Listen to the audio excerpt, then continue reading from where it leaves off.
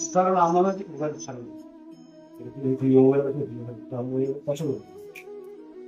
ଈଶ୍ୱର ନାମ ହେଉଛି ଧ୍ୟାନ କୁଣ୍ଡ।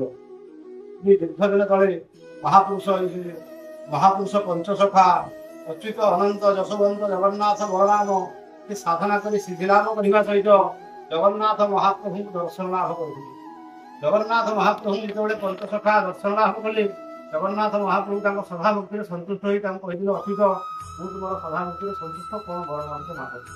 ଅଚ୍ୟୁତାନନ୍ଦ ମହାପୁରୁଷ କହିଥିଲେ, ପ୍ରଭୁ ଏ ସାରା ସଂସାର ଅନିତ୍ୟ, ଏ ଅନିତ୍ୟ ସଂସାରରେ ଆମେ ଯେତେବେଳେ ଆପଣଙ୍କୁ ପାଇପାରିଛୁ, ଆମର କୌଣସି ଅନିତ୍ୟ ବରର ଆବଶ୍ୟକତା ନାହିଁ। କିନ୍ତୁ ମହାପ୍ରଭୁ ତାଙ୍କୁ ବାଧ୍ୟ କରିଥିଲେ ଯେ ତୁମ ଇଚ୍ଛାରେ ସାରା ସଂସାର ଅନିତ୍ୟ, ତୁମେ ଯାହାକୁ ସତ୍ୟ ବୋଲି ଭାବୁଛ ତାହା ହିଁ ମାଗ। କିନ୍ତୁ ଅଚ୍ୟୁତାନନ୍ଦ ମହାପୁରୁଷ ଜଗନ୍ନାଥ ମହାପ୍ରଭୁଙ୍କୁ ସତ୍ୟ କରେଇଥିଲେ ଯେ ପ୍ରଭୁ ମୋର ତ ଇଚ୍ଛା ନାହିଁ, କିନ୍ତୁ ଆପଣ ବାଧ୍ୟ କରୁଛନ୍ତି, ଆପଣ ସତ୍ୟ କରନ୍ତୁ, ସତ୍ୟ କଲେ ମାଗିବି। ଅଚ୍ୟୁତାନନ୍ଦ ମହାପୁରୁଷଙ୍କ କଥାରେ ଜଗନ୍ନାଥ ମହାପ୍ରଭୁ ସତ୍ୟ କରୁଛନ୍ତି, ଯଦି ଅଚ୍ୟୁତ ସତ୍ୟ କଲି ଯାହା ମାଗିବ ତାର ଦେବି। ଅଚ୍ୟୁତାନନ୍ଦ ମହାପୁରୁଷ ଯୋଡ଼ିଏ ବର ମାଗିଥିଲେ। ପ୍ରଥମ ବରଟି ମାଗିଥିଲେ, ଏଇ ଯେ ବାଲିପୁତ୍ରରେ ଆଜି ଆମେ ଆପଣଙ୍କୁ ଦର୍ଶନ ଲାଭ କଲୁ, ଯଦି ପ୍ରକୃତ ଆମ ପ୍ରତି ଆପଣଙ୍କର ଭଲ ପାଇବା ଅଛି, କଳିର ଅନ୍ତିମ ସମୟରେ ଆପଣ ସବୁଦିନ ପାଇଁ ଏଇ ପୀଠରେ ବିରାଜମାନ କରିବେ ଆଉ ଭକ୍ତଙ୍କୁ ଦର୍ଶନ ଦେବେ। ଯେତେଦିନ ପର୍ଯ୍ୟନ୍ତ ମର୍ତ୍ତ୍ୟ ମଣ୍ଡଳରେ ଚନ୍ଦ୍ର ସୂର୍ଯ୍ୟ ଅପରାଧ ହେଉଥିବେ, ଏ ସୃଷ୍ଟି ଯେତେଦିନ ପର୍ଯ୍ୟନ୍ତ ଜୀବିତ ଥିବ, ଆପଣ ସେତେଦିନ ପର୍ଯ୍ୟନ୍ତ ଏଇ ଧ୍ୟାନକୃତ ପୀଠର ରତ୍ନ ସିଂହାସନରେ ବିରାଜମାନ କରିଥିବେ ଆଉ ଭକ୍ତଙ୍କର ସୁଖ ଦୁଃଖ ସବୁଦିନ ବୁଝୁଥିବେ। ଆଉ ଏ କ୍ଷେତ୍ର ଛାଡ଼ି ଆପଣ କୁଆଡ଼େ ଯିବେ ନାହିଁ। ଏ ଥିଲା ଅଚ୍ୟୁତାନନ୍ଦ ମହାପୁରୁଷଙ୍କର ଜଗନ୍ନାଥ ମହାପ୍ରଭୁଙ୍କ ପ୍ରଥମ ନିବେଦନ। ଦ୍ୱିତୀୟ ନିବେଦନ ଥିଲା ମହାପୁରୁଷ ଅଚ୍ୟୁତାନନ୍ଦଙ୍କର ସାଲେପୁର ନେମାଳ ରହିଛି ମହାପୁରୁଷଙ୍କର ଜନ୍ମସ୍ଥାନ। ସେ ନେମାଳ ପଦ୍ମବନ ଯୋଉଠି ମହାପୁରୁଷ ସମାଧି ପାଇଛନ୍ତି, ସେଇ ସମାଧି ମାତ୍ର 2-3 କିଲୋମିଟର ଦୂର ତାଙ୍କର ଜନ୍ମସ୍ଥାନ। ଗ୍ରାମର ନାମ ହେଉଛି କୁଳକୋଣା। ବର୍ତ୍ତମାନ କୁଳକୋଣା ଗୋଟେ ରେଭେନ୍ୟୁ ଭିଲେଜ ସେଠିକାର।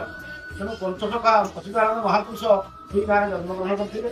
ତେଣୁ ଯେତେବେଳେ ଏଠି ସାଧନା କରି ସିଦ୍ଧିଲାଭ କରି ମହାପ୍ରଭୁଙ୍କୁ ଦର୍ଶନ ଲାଭ କରି ବର ପ୍ରାପ୍ତି ସରିଥିଲା, ସେ ପୁଣି ତାଙ୍କ ଗାଁକୁ ସେ ପ୍ରତ୍ୟାବର୍ତ୍ତନ କରିଦେଇଥିଲେ। ତ ଦ୍ୱିତୀୟ ବରଟି ସେ ତାଙ୍କ ପାଇଁ ମାଗିଥିଲେ ଯେ ମର୍ତ୍ତ୍ୟ ମଣ୍ଡଳେ ଦେହ ବହି ଦେବତା ହେଲେ ବି ମରଇ। ଆମେ ଦୁନିଆକୁ ଯେ ଆସିଛେ, ଦୁନିଆ ଦିନେ ଆମକୁ ବିବାହ କରିବେ। ଶ୍ରୀମଦ ଭଗବତ ଗୀତାରେ ମହାପ୍ରଭୁ ଭଗବାନ ଶ୍ରୀକୃଷ୍ଣ ଲେଖିଛନ୍ତି ମୁଖ ନିଃସୃତ ବାଣୀ, ଦାତଶ୍ଚ ଧ୍ରୁବ ମୃତ୍ୟୁ ଧ୍ରୁବମ ଜନମ ମୃତସ୍ୟ ଚ। ଏଇ ନ୍ୟାୟରେ ମହାପ୍ରଭୁ ନିବେଦନ କରିଥିଲେ ଯେ ପ୍ରଭୁ ଦୁନିଆରେ ଯିବା ସତ୍ୟ। ଶ୍ରୀମଦ ଭାଗବତରେ ମଧ୍ୟ ଜଗନ୍ନାଥ ଦାସ ରତିଗୋଡ଼ି ଜଗନ୍ନାଥ ଦାସ ଲେଖିଛନ୍ତି, ମର୍ତ୍ତ୍ୟ ମଣ୍ଡଳେ ଦେହ ବହି ଦେବତା ହେଲେ ବି ମରଇ। ସର୍ବେ ଚଳିବେ କାଳ ବଳେ ଯଶ ରହିବ ମହି ତଳେ। କିନ୍ତୁ ଦୁନିଆକୁ ଆମେ ଯେ ଆସିଛେ, ଆମର ନିତ୍ୟକର୍ମ ସାରି ଦୁନିଆରୁ ବିଦାୟ ନେବାକୁ ପଡ଼ିବ। କେବଳ ଯଶ କୀର୍ତ୍ତି ହିଁ ରହିବ, ଆଉ ଦୁନିଆରେ କିଛି ରହିବ ନାହିଁ, କିଛି ନେବାର ଜିନିଷ କାହାର କିଛି ନାହିଁ। ସମସ୍ତେ ଖାଲି ଆସିଛେ, ଖାଲି ହିଁ ଯିବା। ତେଣୁ ଅଚ୍ୟୁତାନନ୍ଦ ମହାପୁରୁଷ ପ୍ରଭୁଙ୍କୁ ଏଇ ନିବେଦନ କରିଥିଲେ ଯେ ଯଦି ପ୍ରଭୁ ଏଇ ଦୁନିଆରୁ ଯିବା ସତ୍ୟ, ଆଉ ମୋତେ ଏତିକି ନିବେଦନ କରିବେ। ମାଘ ଶୁକ୍ଳ ଏକାଦଶୀରେ ଅଚ୍ୟୁତାନନ୍ଦ ମହାପୁରୁଷଙ୍କର ଜନ୍ମ। ଆସନ୍ତା ଆସୁଛି ମାଘ ଶୁକ୍ଳ ଏକାଦଶୀ। ଯୋଉ ଏକାଦଶୀକୁ ଭୌମୀ ଏକାଦଶୀ କୁହାଯାଏ। ଭଗବାନ ବିଷ୍ଣୁ ଭୌମାସୁରକୁ ସେଦିନ ବଧ କରିଥିଲେ, କିନ୍ତୁ ତାର ନାମ ଅନୁସାରେ ସେ ଏକାଦଶୀର ନାମକୁ ଭଗବାନ ନାମିତ କରିଥିଲେ। ଆଜିର ଏକାଦଶୀ ଭୌମାସୁର ପ୍ରଭୁଙ୍କୁ ନିବେଦନ କରିଥିଲା ଯେ ପ୍ରଭୁ ଆପଣ ସିନା ଭଲ ଲୋକକୁ ଧୋକାରେ ଲୋକ ମନେ ରଖନ୍ତି, ଆଉ ଯିଏ ସବୁ ଖରାପ ଲୋକ ତାଙ୍କୁ ନା କିଏ ମନେ ରଖିବେ? କିନ୍ତୁ ମୁଁ ତ ଗୋଟେ ପାପୀ ଆଜ୍ଞା, ଆଉ ତେଣୁ ମତେ ତ କିଏ ମନେ ରଖିବେନି। କିନ୍ତୁ ଆପଣ ତ ମତେ ଆଜି ବଧ କଲେ, କିନ୍ତୁ ମତେ କିନ୍ତୁ ଲୋକମାନେ ଭକ୍ତମାନେ ମନେ ରଖିବେ, ଆଉ କିନ୍ତୁ ମତେ ତାର ଆପଣ କରନ୍ତୁ।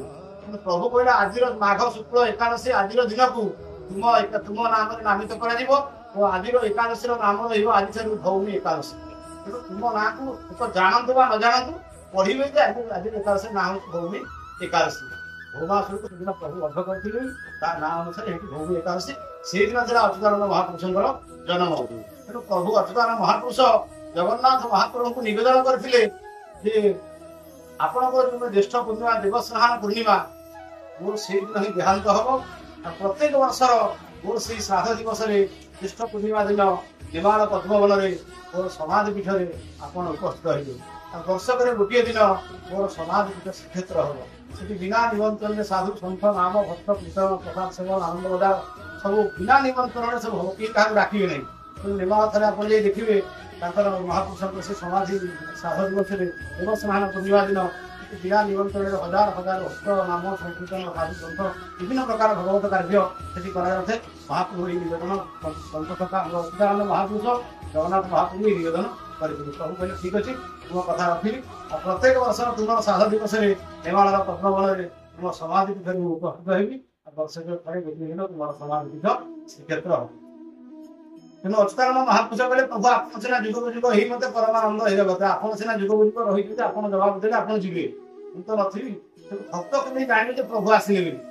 ନା ବର୍ଷା ରୂପରେ ମୁଁ ତୁମର ସମାଧି ପୀଠରେ ପଦ୍ମବନରେ ବର୍ଷା ରୂପରେ ବିରାଜମାନ କରିବି। ଯେତେବେଳେ ତୁମ ସମାଧି ପୀଠ ଉପରେ ଦେବସ୍ନାନ ପୂର୍ଣ୍ଣିମା ଦିନ ବର୍ଷା ହବ, ଜାଣିବ ମହାପ୍ରଭୁ ଜଗନ୍ନାଥ ବିରାଜମାନ କରିବେ।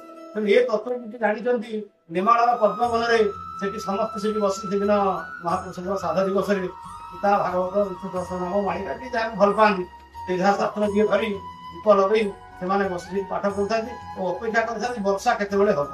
ଯେତେବେଳେ ବର୍ଷା ହବ ସେତେବେଳେ ଅଚାନକ ବର୍ଷା ଆସେ, ଠୋପାଏ ବର୍ଷା ପୂର୍ବରୁ ହରିବୋଲ ହୁଳହୁଳି କରି ସେ ସ୍ଥାନ ପ୍ରକମ୍ପିତ ହେଇଯିବ। ଯେହେତୁ ସେଦିନ ଲକ୍ଷ ଲକ୍ଷ ଭକ୍ତ ଥାନ୍ତି, ସମସ୍ତେ ହରିବୋଲ ହୁଳହୁଳି ପକାନ୍ତି, ସେ ସ୍ଥାନ ପୁରା ପ୍ରକମ୍ପିତ ହେଇଯାଏ। ତେଣୁ ସମସ୍ତେ ଯଦି ନ ଜାଣିଛନ୍ତି ତତ୍ତ୍ୱକୁ ସେମାନେ କଣ ଠିକ ହେଲା ଯେ ଏମିତିଆ ପରିବେଶ କଣ ହେଲା। ଇଏ ହଉଛି ଶ୍ରୀ ମହାପୁରୁଷଙ୍କର ପୀଠ, ଆଉ ତାଙ୍କରି କୃପା ତାଙ୍କରି ଆଶୀର୍ବାଦ।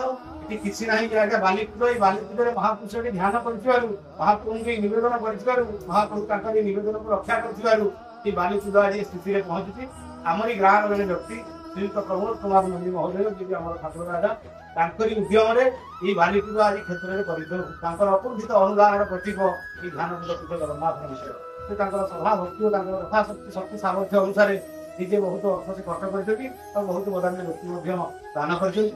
ସମସ୍ତଙ୍କ ସହଯୋଗରେ ଏହି ପବିତ୍ର ଅନୁଷ୍ଠାନ ବଢ଼ାଯାଇଛି। ଆଉ ଯାହା ଏଠି ବଢ଼ାଯାଇଛି ସେଇ ମହାପୁରୁଷଙ୍କର ସାଧନା ସିଦ୍ଧି, ମହାପୁରୁଷଙ୍କର କୃପା। ଭବିଷ୍ୟତରେ ମଧ୍ୟ ଅନୁଷ୍ଠାନର ସ୍ଥିତି ଯାହା ଯିବ ତାହା ମଧ୍ୟ ସେଇ ମହାପୁରୁଷଙ୍କ କୃପା। ଆଉ ଏଠି ମଧ୍ୟ ବିଶେଷତ୍ୱ ଯେଉଁ ଠାକୁରଙ୍କର ବାଟି ବାଟି ସମ୍ପତ୍ତି ରହିଛି ସେଠି ମଧ୍ୟ ଠାକୁରଙ୍କର ସେବା ପୂଜାରେ ବ୍ୟାଘାତ ହେଉଛି। ମହାପ୍ରଭୁଙ୍କର ଆମର କ୍ଷେତ୍ର ପ୍ରତି ଏତେ କୃପା, ଯେମିତି କିଛି ନାହିଁ, ବୁଝେ ଜମି ନାହିଁ, କି ବ୍ୟାଙ୍କ ଜମା ଖାତାରେ ଟଙ୍କାଟେ ପଇସା ନାହିଁ, କିଛି ନାହିଁ, କିଛି ନାହିଁ, ପୁରା ଶୂନ୍ୟ ଶୂନ୍ୟ ମହାଶୂନ୍ୟ ନାମ, ଯେମିତି ଶୁଖିଲା ବାଲିରେ ଡଙ୍ଗା ଚାଲୁଛି। କିନ୍ତୁ ମହାପ୍ରଭୁଙ୍କର ଅପାର କୃପା ଭକ୍ତ ଆସୁଛନ୍ତି, ପ୍ରଭୁଙ୍କର ପ୍ରସାଦ ସେବନ ହଉଛି, ପ୍ରଭୁଙ୍କର ନୀତିକାନ୍ତି ହଉଛି। ଯାହା ମହାପ୍ରଭୁଙ୍କର ଯାହା ଆମର ଜଗନ୍ନାଥ ସଂସ୍କୃତି ଅନୁସାରେ, ପୁରୀ ଗଜପତି ମହାରାଜଙ୍କର ପରାମର୍ଶ ଅନୁସାରେ, ଶ୍ରୀମନ୍ଦିରର ନୀତି ଅନୁସାରେ ଯେତିକି ଆମ ଦ୍ୱାରା ସମ୍ଭବ ସମସ୍ତ କାର୍ଯ୍ୟ ସମ୍ପାଦନ କରାଯାଇ ପାରୁଛି। ଆଉ ଯେତିକି ସମ୍ଭବ ନୁହଁ ତାହା କରାଯାଇ ପାରୁନାହିଁ। ଯେତିକି ଆମ ଦ୍ୱାରା ସମ୍ଭବ କରାଯାଉଛି। ମହାପ୍ରଭୁଙ୍କର ସବୁଦିନ କୃପା ଏମିତି ଥାଉ। ଏ ଭକ୍ତମାନେ ଏଠି ସେମିତି ଆସିଥାନ୍ତୁ, ମହାପ୍ରଭୁ ସମସ୍ତଙ୍କର ଦୁଃଖ ବୁଝିଥାନ୍ତୁ।